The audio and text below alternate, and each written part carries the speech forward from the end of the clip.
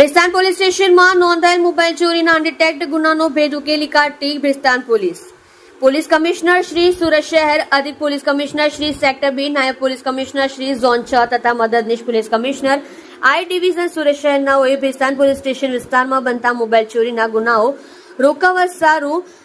સૂચના આપેલ હોય, જે અનુસાર પોલીસ ઇન્સ્પેક્ટર વીએમ દેસાઈ નાઓના માર્ગદર્શન હેઠળ ભેસ્તાન પોલીસ સ્ટેશનના સર્વેલન્સ સ્ટાફના police sub inspector HP Gohil નાઓ સર્વેલન્સ સ્ટાફના પોલીસ માણસો સાથે ભેસ્તાન પોલીસ સ્ટેશન વિસ્તારમાં પેટ્રોલિંગમાં હતા. દરમિયાન સાથેના આસિસ્ટન્ટ હેડ કોન્સ્ટેબલ જયપાલસિંહ ગંભીરસિંહ તથા પોલીસ કોન્સ્ટેબલ દિલુભાઈ ભીમાભાઈ નાઓને તેઓના અંગત અને વિશ્વાસુ બાતમીદાર મારફતે સંયુક્ત બાતમી હકીકત આધારે બાતમી હકીકતવાળી જગ્યા પરથી આરોપી નામે સાહિલ ગુલામ અબ્બાસ શેખ રહેઠાણ building number C, room number 1308 Suman Shakti Awas Burani park પાસે ભેસ્તાન સુરત નાવ પાસેથી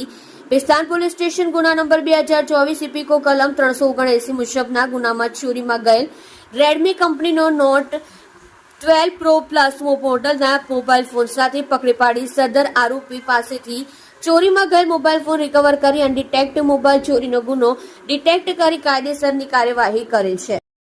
આપ જોઈ રહ્યા છો સોમવાર time news channel, bureau report Surat.